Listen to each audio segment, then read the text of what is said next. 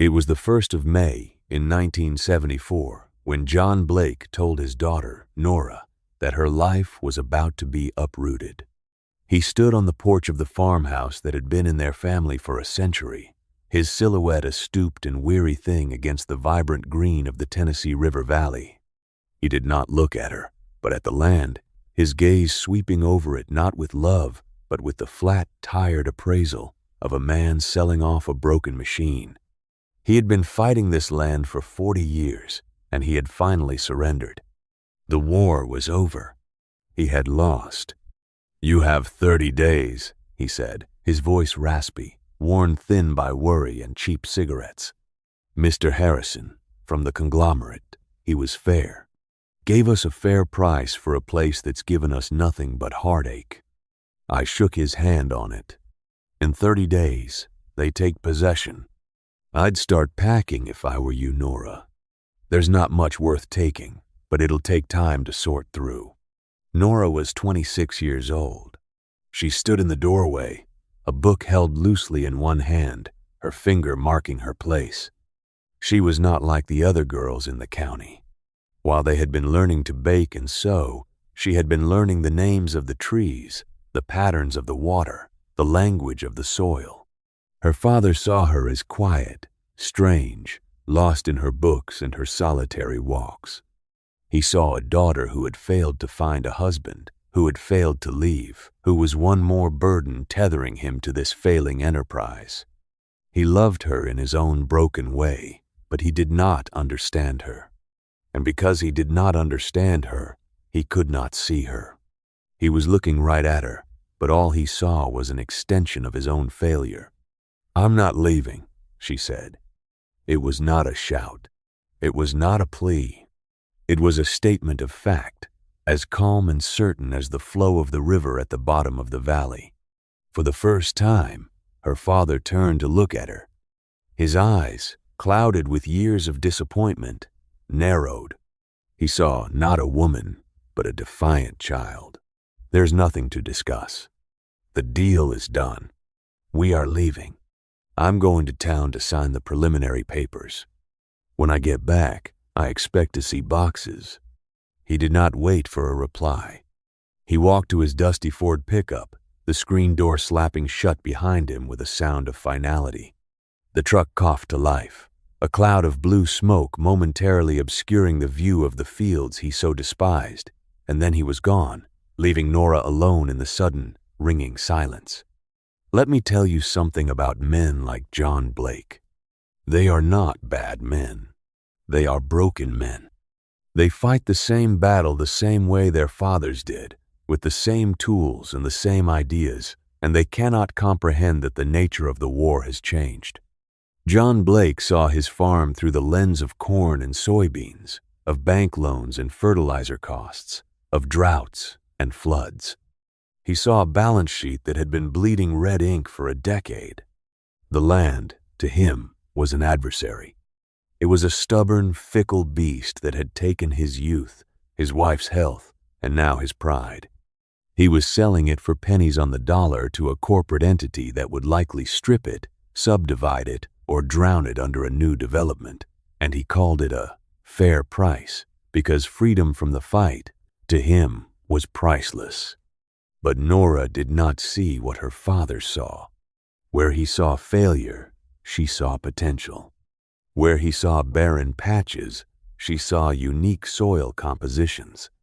Where he saw useless, overgrown woods in the back cove, she saw a perfect microclimate. For years, while her father had been staring at the sky praying for rain or cursing the sun, Nora had been looking at the ground.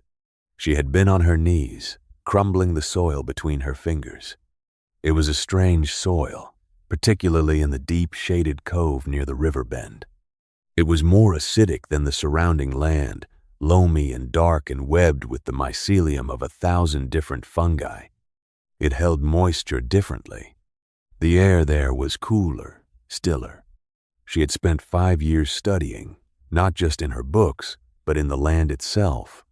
She had taken samples, meticulously bagging and labeling them, sending them off to the university extension office with carefully written letters. She read geological surveys of the region, poring over topographical maps until she knew the contours of their 300 acres better than the lines on her own hand. Her grandfather, a man who had died when she was just a girl, had understood. He was a man who worked with the land, not against it.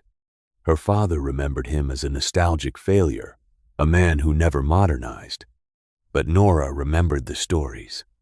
She remembered her grandfather walking these same paths, not with the heavy tread of a conqueror, but with the light step of a guest. He used to say the land had secrets, and it would only tell them to those who knew how to listen. Her father had forgotten how to listen. He only knew how to shout. Nora possessed a tangible legacy of this lost wisdom. In a dusty trunk in the attic, she had found her grandfather's old notebooks. They weren't filled with financial records. They were filled with observations. The 4th of June, 1938. Heavy fog in the cove this morning, stayed till nearly noon. The lady ferns are thrice as tall there. The 12th of October, 1941. First frost on the upper fields, but the ground in the cove is still warm to the touch. These were not the ramblings of a farmer, they were the field notes of a naturalist. And in the margins of a 1940 almanac, she found the one cryptic sentence that had set her on her path. The old root prefers the shade and the sour ground. Now, let me explain the secret. Her father was trying to grow corn in soil that was screaming for something else. The world was changing. In far-off cities, in restaurants Nora could only imagine, chefs were paying astronomical prices for ingredients that were rare, pure, and potent. In Asia, markets were clamoring for authentic, wild, simulated American ginseng, a root so valuable it was becoming known as green gold. It was a fickle, difficult plant to cultivate.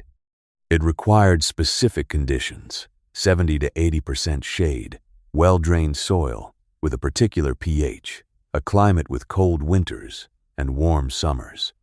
It required patience, taking 5 to 7 years to reach maturity. It required everything that their little cove, the part of the farm her father had written off as unproductive woodland, naturally possessed. The old root prefers the shade and the sour ground. Her grandfather had known. And now, so did she. Her father's 30-day deadline was not a curse, it was a crucible. She did not pack a single box. The moment his truck disappeared down the dirt road, Nora walked not to the house but to the barn. She ignored the hulking, silent tractor and the rusting plow. She went to the corner where her grandfather's old tools hung, coated in a soft layer of dust.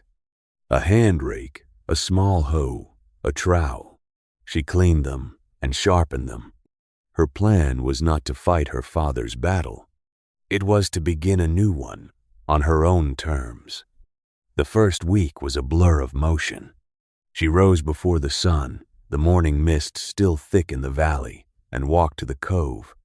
Her work would have looked like madness to any conventional farmer. She was not clearing the land, she was curating it. With the hand rake, she gently cleared the excess leaf litter from the forest floor, careful not to disturb the delicate topsoil. She identified the mature hardwood trees, the poplars and maples that would provide the perfect canopy. She spent hours on her hands and knees, pulling invasive weeds and vines by hand, her fingers stained with dirt and chlorophyll. The land was not a blank canvas to be painted, it was a living body to be healed. The soil was asleep, and she was gently waking it up. Her father returned after 3 days. He had the papers from Mr. Harrison's lawyer in a crisp manila envelope. He expected to find Nora surrounded by packing crates, her spirit broken, ready to accept the inevitable. He found her instead at the edge of the woods, her face smudged with dirt, her hair tied back in a scarf. She was building something that looked like a series of low fences from fallen branches. "What in God's name are you doing?" he demanded, his voice a mixture of anger and bewilderment. "Getting the beds ready?" she said, not looking up. Beds for what? We're leaving, Nora. Have you not heard a word I've said? I heard you, she said, driving a stake into the soft earth. I'm not going. He stared at her, at the strange, meticulous work she was doing. It seemed pointless, insane. A part of him, the part that was a father, felt a pang of raw fear. Had the strain finally broken her mind? He saw his daughter, lost in a fantasy, digging in the dirt while their world collapsed around them. He threw his hands up in despair. 30 days, he repeated, his voice cracking. Then the sheriff will be here to help you pack. Don't make me let it come to that. He retreated to the house, the silence between them now a chasm of misunderstanding. The second week, Nora began planting. She had saved for 2 years, selling eggs and mending clothes, to buy a small quantity of stratified ginseng seeds from a specialty grower in Wisconsin. They were impossibly expensive. It was all the money she had in the world. Planting them was an act of terrifying faith. Each seed had to be placed by hand, just so, a half-inch deep in the prepared soil.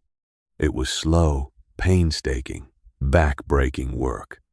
She moved through the filtered sunlight of the cove like a ghost, a solitary figure engaged in a ritual no one else understood. The land remembered this kind of attention. It had been waiting for it. During that week, she also began her second line of attack. At night, her muscles screaming with fatigue, she sat at the small kitchen table with a stack of letters. She had researched the buyers. Not the local grain co-op, but exporters in New York, specialty grocers in San Francisco, brokers for the Asian markets. Her letters were simple, direct, and confident. She described the land, the unique terroir of the River Valley Cove, the wild simulated cultivation method she was employing. She was not just selling a product, she was selling a story. The story of a piece of land that was perfect. She sent them with the last of her money, the stamps representing 100 tiny prayers sent out into the world. Have you ever wagered everything on an idea no one else believed in? Have you ever stood alone, with the whispers of doubt echoing all around you, and chosen to trust the quiet voice inside your own heart? It is a lonely, terrifying place to be. Nora lived in that place for 30 days.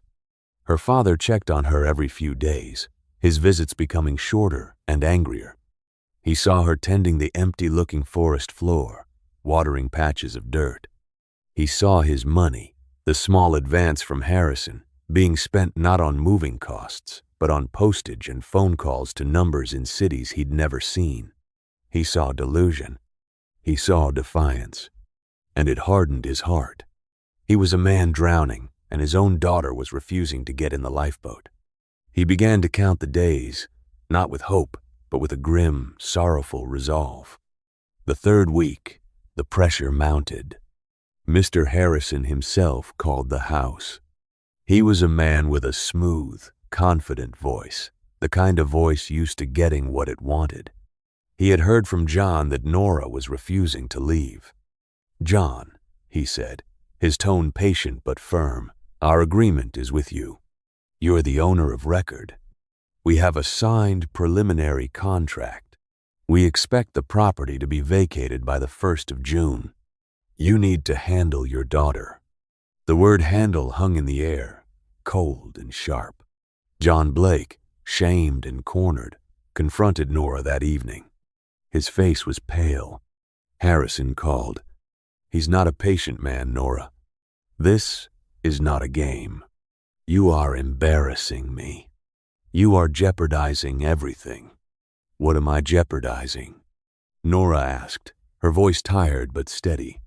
"A deal to sell our home for nothing? You call that everything? It's more than we have now," he shouted. "It's a chance to start over, away from this cursed place." "This place isn't cursed," she said softly. "It's misunderstood." That night, Nora experienced her only true moment of private doubt. She sat on the porch, the 30-day deadline now a looming shadow just over a week away. The weight of her father's despair, of Harrison's threat, of the monumental task she had undertaken, crashed down on her. The woods were dark. The phone had not rung. The mailbox had yielded nothing but bills. What if she was wrong? What if she was just as foolish as her father thought? The thought of packing, of leaving, of the simple, unburdened relief of surrender was a siren song. She closed her eyes, and for a moment she let herself imagine it, walking away, leaving the key on the table. But then she opened them and looked not at the house, but at the dark outline of the cove. She thought of her grandfather's hands, dirt under the nails.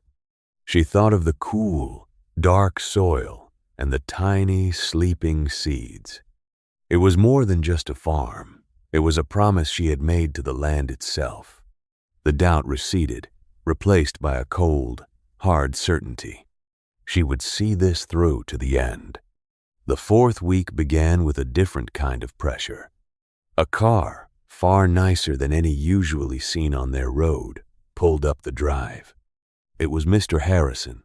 He was younger than Nora had pictured, dressed in a crisp suit that looked utterly alien against the backdrop of the peeling paint on the barn. He didn't get out of his car at first, just sat there, surveying the property. He had come to apply the final turn of the screw. Nora met him on the porch. She did not wait for him to speak. "Mr. Harrison," she said. He seemed surprised by her directness. He got out of the car, a leather briefcase in his hand. "Miss Blake, your father tells me there's some confusion about our arrangement." "There's no confusion," Nora said. "My father made a deal. He didn't know what he was selling." "I do." A flicker of amusement crossed Harrison's face. He was the gatekeeper, the man from the city who understood the real world of money and contracts, and here was a little farm girl telling him about business. "Your father agreed to a price, a generous one under the circumstances. This farm has lost money for 12 consecutive years. The soil is depleted. The equipment is obsolete. I know exactly what I'm buying." "No, you don't," Nora stated. She didn't raise her voice. She didn't need to. She held the truth. "You're buying cornfields and pasture land. That's not where the value is. The value is back there."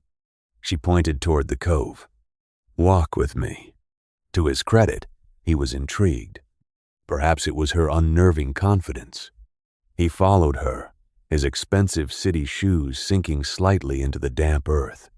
She led him into the shade of the cove, to the plots she had so carefully prepared. She knelt down, brushing aside the leaves from one of the planted areas. "What is this?"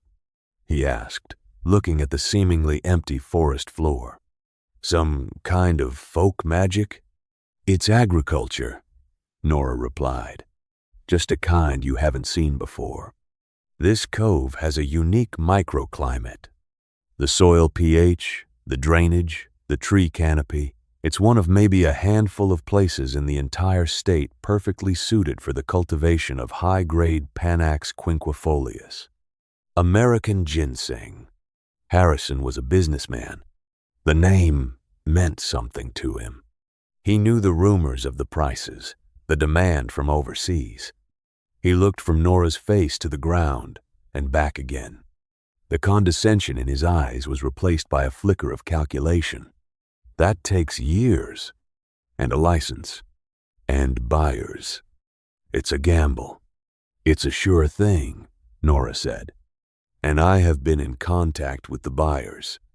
This was a slight exaggeration. She had sent letters. She had not yet received a reply, but it was a necessary bluff. "My father's agreement with you stands. I can't undo his handshake. But you have a problem. You can buy this land, but you can't make it do what I can. You can own the dirt, but I own the knowledge. Without me, this cove is just a patch of worthless woods.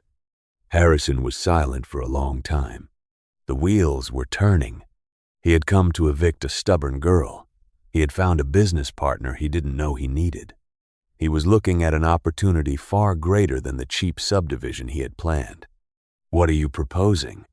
he asked, his voice now stripped of its earlier patronage. It was the voice of one professional speaking to another. "A new arrangement," Nora said, standing up to face him.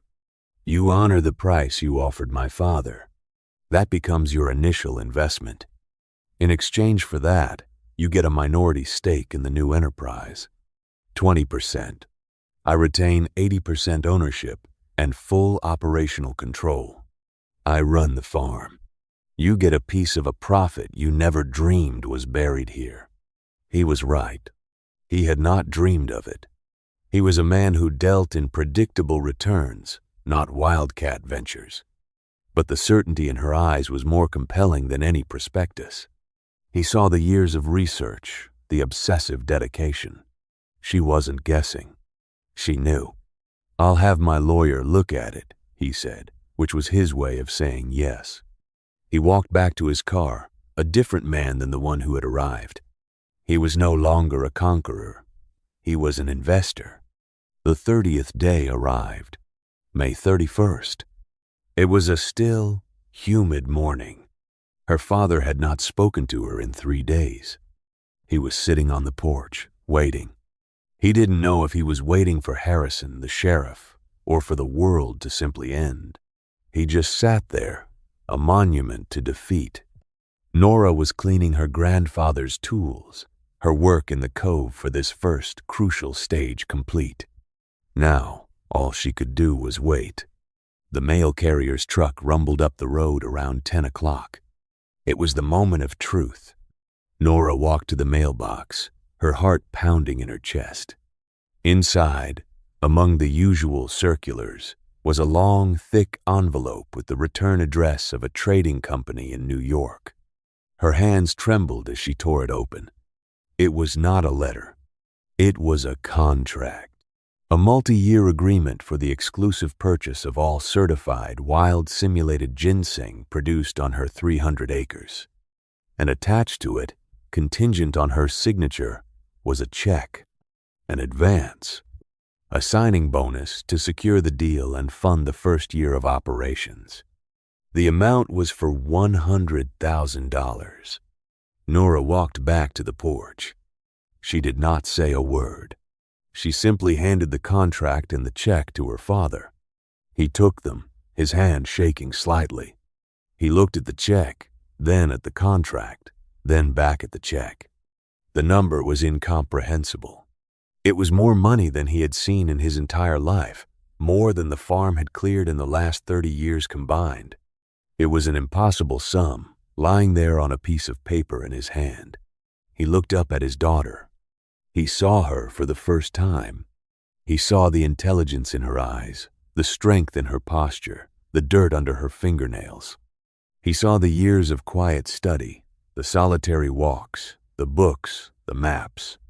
It had not been foolishness. It had been work, a different kind of work, a smarter kind. The corporate buyer, Mr. Harrison, could have his 20%. Her father's handshake deal would be honored in a way that benefited everyone, but most of all, it benefited the land. The farm was saved. How? John Blake whispered. The one word held a universe of questions. How did you know? How did you do this? How was I so blind? Nora looked out at the valley, at the river shining in the sun. She pointed toward the dark, cool woods at the edge of the property. I listened, she said. The land told me. You just had to listen. He did not apologize with words. Men of his generation rarely did. But he folded the contract carefully, handed it back to her with the check, and then he stood up. He walked over to the porch railing and looked out at the farm, his farm, her farm. And for the first time in decades, he was not looking at an enemy. He was looking at a home. His shoulders, so long stooped with the weight of failure, seemed to straighten just a little. It was the quietest, most profound apology she could have ever received. The subsequent decades were a master class in patience and wisdom. Nora never took on $1 of debt. That first check was the only outside capital she ever needed. The ginseng flourished under her care, the cove becoming a secret garden of immense value. Mr. Harrison received his 20%, a return on his small investment that became the legend of his portfolio. He never interfered, honoring his agreement with the quiet farm girl who had outsmarted him. Nora Blake became a quiet legend herself. Not a loud one. She never appeared in magazines or gave interviews. But people in the know, the ones who understood the true value of things, they knew who she was. They knew about the woman in the Tennessee Valley who grew the most potent ginseng in the world because she had learned the land's secrets. She bought the neighboring farms as they came up for sale, not with loans, but with cash. She didn't plow them under. She restored them, healing the soil, replanting the native hardwoods, expanding her quiet, green empire. Years later, when she was an elder herself, with gray in her hair and laugh lines around her eyes, she would walk the cove with her own granddaughter. She would get on her knees, just as she had done all those years ago, and crumble the dark, rich soil. She passed on her grandfather's notebooks, now supplemented with 50 years of her own meticulous records. The tangible legacy of wisdom renewed. She would point to the ground and say, "Listen, it's telling you a story. Your job is not to tell it what to do. Your job is to hear what it needs." Her father had believed the farm had to be sold to be saved. He thought its value was in its disposal. Nora proved the value was in its deepest, most hidden nature. She didn't save the farm by abandoning it. She saved it by understanding it. And in the end, the land, which had been waiting so long for someone to finally listen, remembered her name. It gave her everything.